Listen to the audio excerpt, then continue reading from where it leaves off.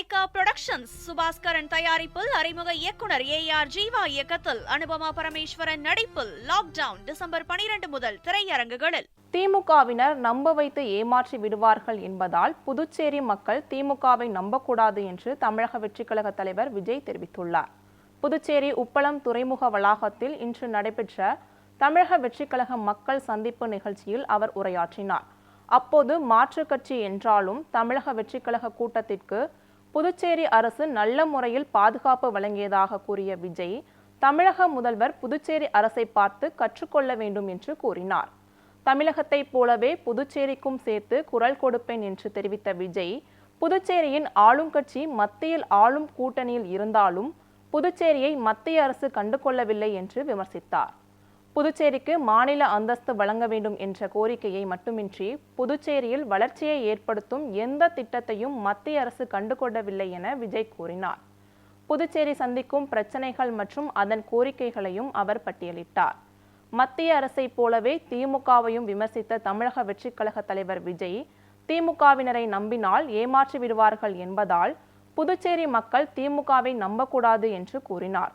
2026ஆம் ஆண்டு புதுச்சேரியில் தமிழக வெற்றிக்கழக கொடி பட்டொலி வீசி பறக்கும் என்று விஜய் தெரிவித்தார். புதுச்சேரி மக்களுக்கு ஒன்னே ஒண்ணுதான் சொல்லணும், இந்த திமுகவை நம்பாதீங்க. அவங்களுக்கு உங்களை நம்ப வச்சு ஏமாத்துறது தான் அவங்க வேலையே.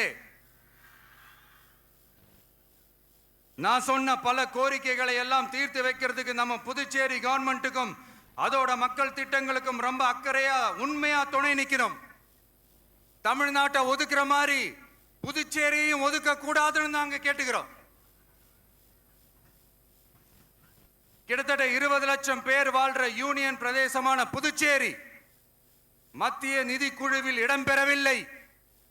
அதனால் மாநிலங்களுக்கான நிதி பகிர்தல் அடிப்படையிலும் யூனியன் பிரதேசங்களுக்கான நிதி பகிர்தல் அடிப்படையிலும் புதுச்சேரிக்கு நிதி ஒதுக்கப்படுவதில்லை.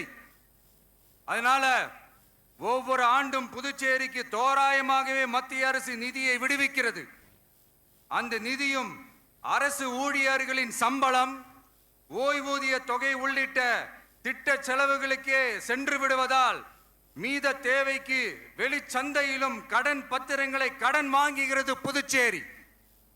இந்த நிலைமை மாறணும்னா ஒரே வழி, மாநில அந்தஸ்து நம்ம புதுச்சேரி மக்களோட பல்லாண்டு கால கோரிக்கை. நான் மறுபடியும் சொல்றேன், இந்த விஜய் புதுச்சேரி மக்களுக்காகவும் எப்பவும் துணை நிற்பான். வரப்போற புதுச்சேரி தேர்தல் களத்துல நம்மளுடைய தமிழக வெற்றி கழகத்தின் கொடி பட்டொலி வீசி பறக்கும்.